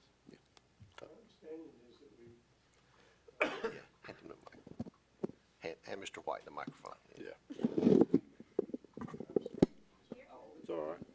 My understanding is we're restricting it to personal training, the farm store, and the business office to run the gym, and that if we were to quit using it as a gym, it would have to be, it to come back to y'all. That was my understanding of what we've set up to. We restricted to everything else is restricted, and if we go away, that goes away. More technically speaking, on the list of uses here, there are specific uses listed in your ordinance, and these were tailored to uses associated with the gym and health and fitness facility. For example, the medical side, the home occupation, I mean, she lives on the property, and agribusiness and business retail, like I said, for the sale of things. These are just uses that would not restrict them from managing the office or maybe selling a protein smoothie at the facility. Okay, yeah, I just wanted to clarify what exactly, since I was hearing 2 different things, so, but knowing that's the list, that clarifies it for me. Preston, is there anything with regards to this list? I know that we'll have, there's occupancy restrictions by fire marshal and things like that, but is there anything on here that restricts the occupancy? Based on the rave reviews, she may end up with a lot more members than anticipated, and so just, concern for the neighbors if the classes do grow outside of 10 or 12 or 15 people, if there ends up being classes of 100 per se, is there any type of maximum allowable? So there is, I'll speak one to the technical side, being the facility itself. There are always occupant limits on any building based on whether it's standing, non-fixed seating, fixed seating, tables and chairs, what have you. So that's technical side, that's building code. So there's that side. With regard to the zoning, to answer that question succinctly, no. There's no condition, there's no presented or proposed condition that would restrict the number of occupants or active members, including staff, at the facility at any given time in the conditions. That could be amended as part of these proceedings. That is how this process works, negotiation. In addition to that, you could potentially propose changing some of the language with regard to the uses as well. That would get this where I think most kind of want to see it be. Thank you. That was my question. You answered my question. I have a question. Under its present zoning, there's been a slew of houses built behind this facility and a couple of new subdivisions. So this could be another subdivision, 8 or 10 houses. Is that correct? So this is a smaller footprint within a larger parcel. That's right. We're talking about just We're one just 1 talking acre. about- We're just talking about a small portion of a larger 9 acre or so tract. But the rest of it could be houses. It could be, yes, sir. I had a question. All right, go ahead, sir. So, looking at Google Earth, which seems to be a little bit newer picture than we have here, it seems there's 5 buildings on the property, and I'm just trying to make sure we're just talking about the 2 that have the pool and the one to the right of that. Is that correct? It's just, we're just cutting out those 2 for this zoning? So this is the footprint. As you see the It's landscaping. just, so there's 5 total, so we're just talking about these 2 right here? Is that- I'll allow the applicant to speak to that if they're not shown accurately on the site plan. Okay. On the 3 buildings, a house and the 2 buildings, that is a separate piece of property behind it. That's a separate property. Does it share an easement to get to that? That driveway is shared? They have an easement, but we don't make them use the easement, we let them use our driveway. They have an easement on the side of that driveway. There is an easement when they bought the property. They did not choose to put in a road. We let them use the road that we have to go to that property. This was something that was done by the previous owner, that 1 acre tract. We have a house in the front, we have a fence, a house, and the 2 warehouses which were built. The original one we're doing for the gym was built 30 years ago. Am I answering your question? I think so. So that, yeah, there's And back we to. did the small area to show that we were in the middle of an open area for protection. I guess we could try to do a subdivision, we have no intention of that. We thought we were doing by limiting it and putting it in the middle, we were separating it from the rest of the residents. Okay. If you can look at the map and see this is kind of off. And the home is in front of it. This is where she lives. You come in, there's a paved entrance, there's a fence, then there's the house, and then there's this warehouse. And the entrance is in between the 2. I call them warehouses. I guess they're not warehouses. Mm-hmm. All right. Any other questions? And if you want a restriction on the number, they can bring it back. There'd never be 100 people. At first, the building wouldn't accommodate it. I don't know what, right now, there's only about 5 or 6 or 7 in a class. Would it ever go over 15 or 20 at the max? No, sir. I have no problems with the. You need to come back up to the microphone if you don't mind, please. Yeah, Mr. White's the only one to get the microphone. We get special treatment. My hands up close. I think having that many people there would tarnish my brand.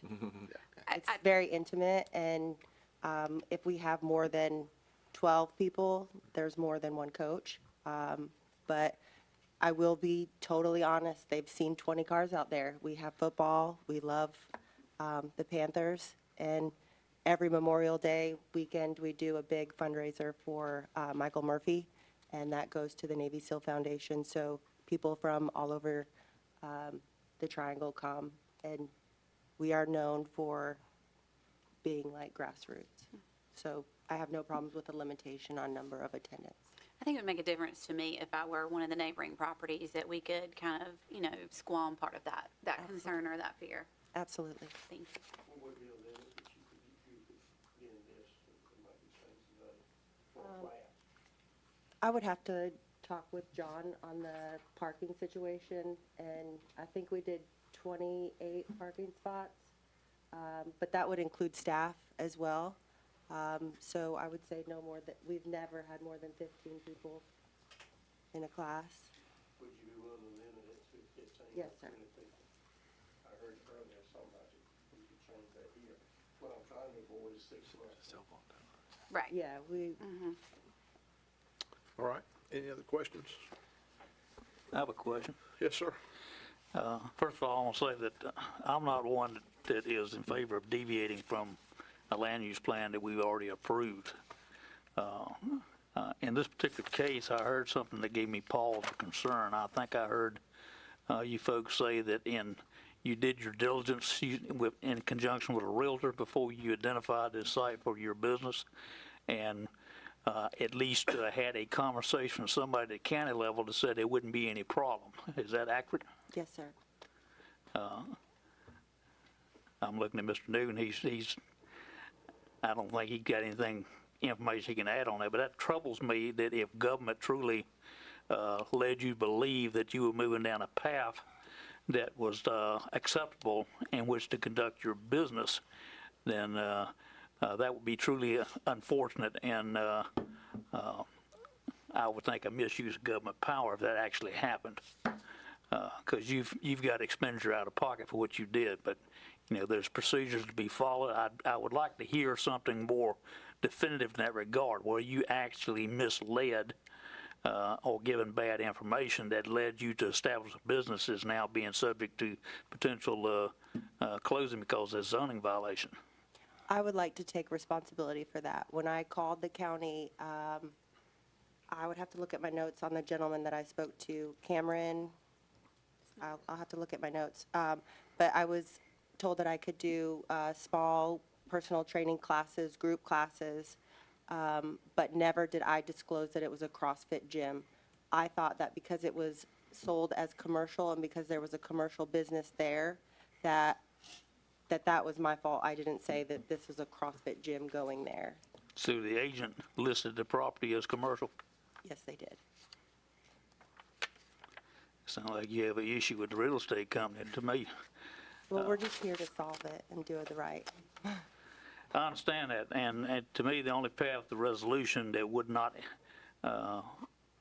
actually put you out of business in this location would be to have a set of conditions in the conditional zoning that's going to be acceptable to the majority of the people impacted by it. I know there may be some people here that said that they're fixed in their mindset, we don't want it in our neighborhood simply because it's not a good fit. I can't argue with that. The land use plan would back that up. But you've got a lot of people here who testify to the what they consider to be the value to the community and the value to personal development and growth that has been invaluable to them. That appeal does carry some sway, but it doesn't change the fact that we've got a violation here. We got to find a way to resolve. Yes, sir. And conditional zoning would be the only way to do that. But then again, is it going to satisfy the all of the people that that have a concern about it? I understand. My feeling on the conditions that were outlined is that they're really, there are too many conditions.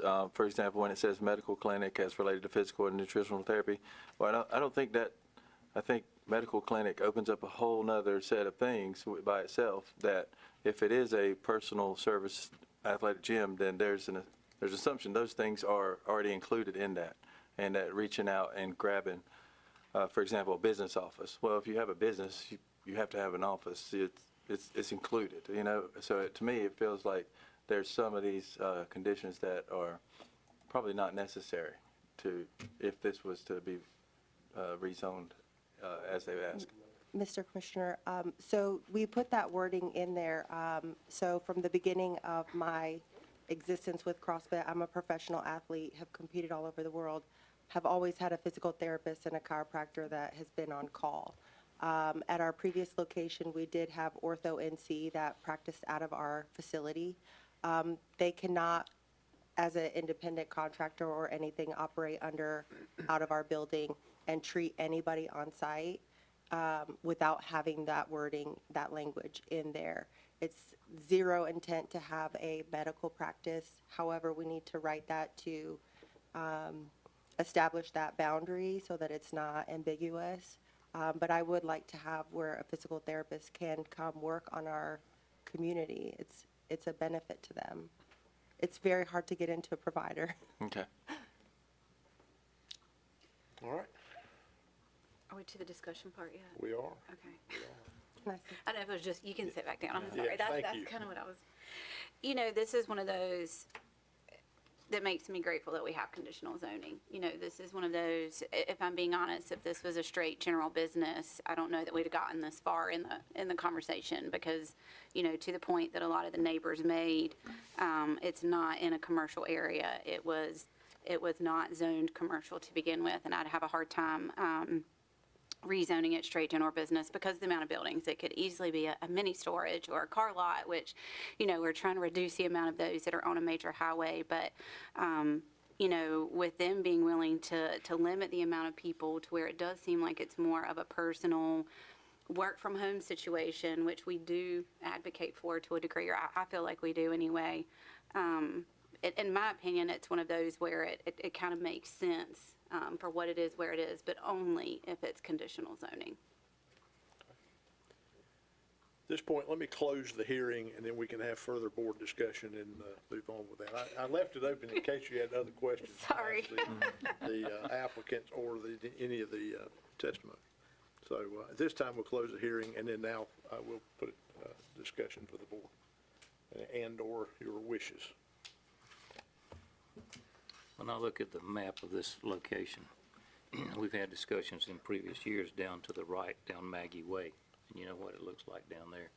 When I look all of this checkerboard of these green property lines here with all these houses, and I see a need for schools and roads and transportation, gridlock, I see this as a very positive thing compared to that, especially with these restrictive conditions.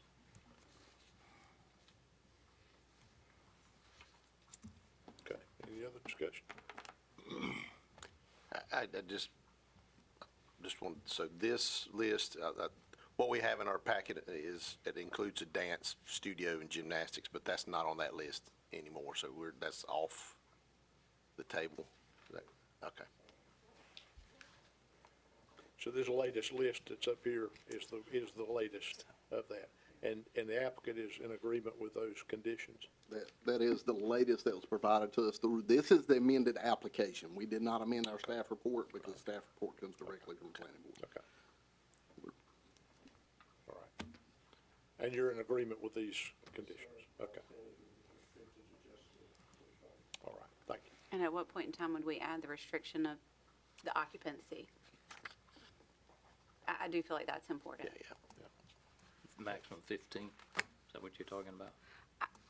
I personally feel like that is on the low side, you know, to her point. I mean, I've had family gatherings just my immediate family is 22 people. So I would hate to tell her she could not have, you know, that she would be scared to have people over to watch a football game at her own property. And I meant her normal classes. Yes. I feel like in order to be technical, we would need to do an occupancy number. Is that correct, Broston? Mr. Nick?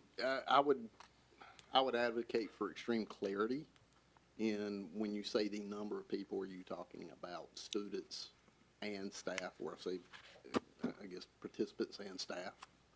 That would be helpful. Okay. Yeah. I feel like 25 students and staff would be reasonable. And then that way there would be no fear of if she has a birthday party that she's going to have the county called. Okay. Any other? So that would be the 11th condition, okay. And we did say the trainer lives on site, so almost in effect a home-based business is kind of almost what we have here. Mm-hmm. And if it were to be denied, what was that property which is strictly be just for residential as it is? Whatever may be permitted in the agricultural residential district as of current, that's what would be allowed.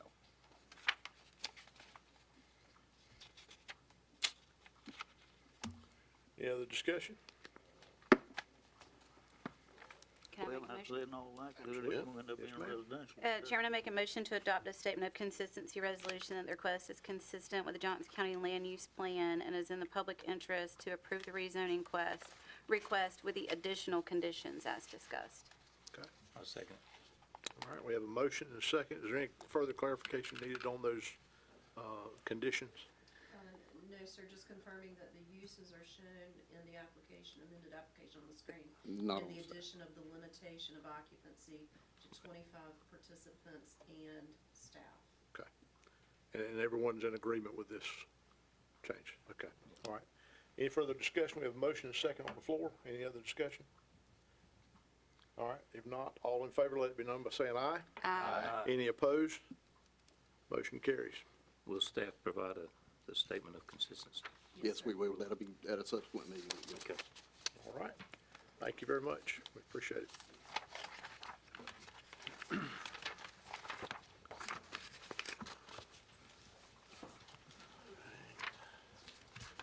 All right, next item on the agenda, we'll give them a couple of minutes to clear the room, and then we have planning and zoning, a call for public hearing. And I don't know if Mr. Newton wants to come up and have anything to say with that. We'll give us a minute or two to clear out.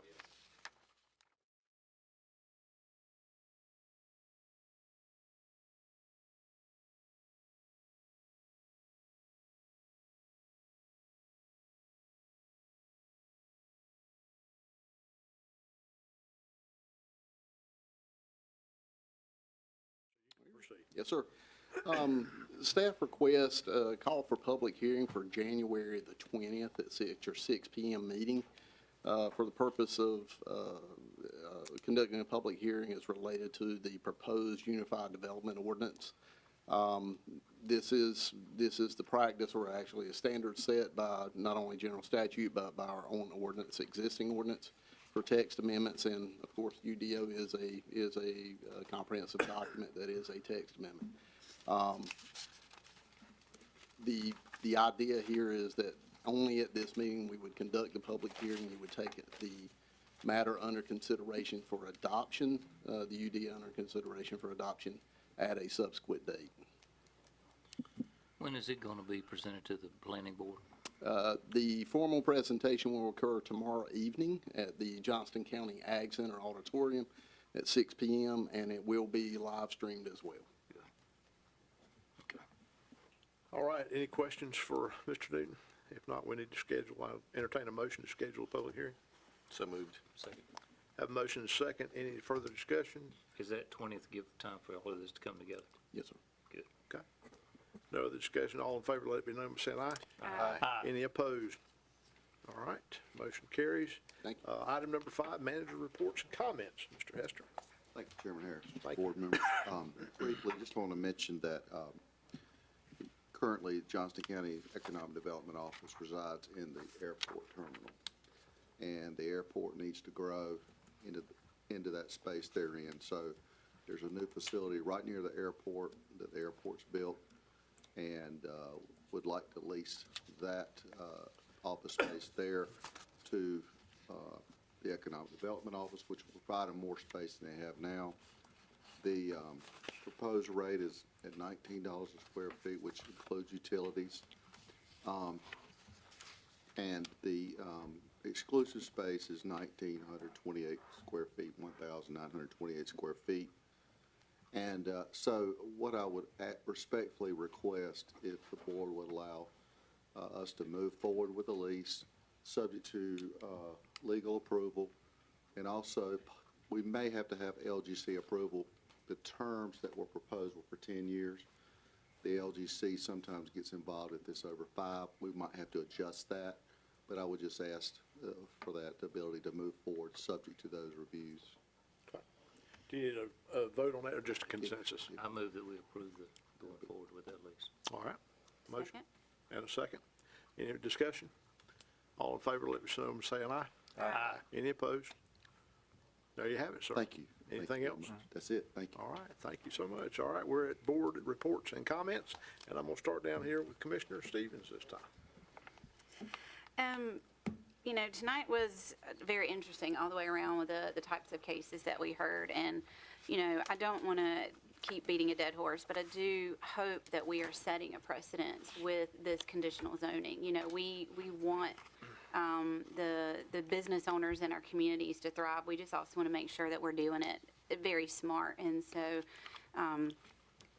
you know, I applaud the board. I applaud the planning department for what they're doing to try to keep us in line, knowing that there is so much growth coming to the area. And I would also, you know, to the point that got brought up tonight, it hits home for me, obviously, because of my other day job, that it is, you can never assume anything. And to, you know, Commissioner Stovall's point, you know, just because there's a commercial building that's been there, it's always been there. You should never assume that you could use it for commercial if it was not appropriately zoned. And, with the amount of just barns and buildings and things that have been built throughout the county for years and years and years, I think it's important that people are very diligent. There's a reason you have a period of time in your contract to have these conversations and get answers in writing, so that it doesn't create a potential hardship down the road.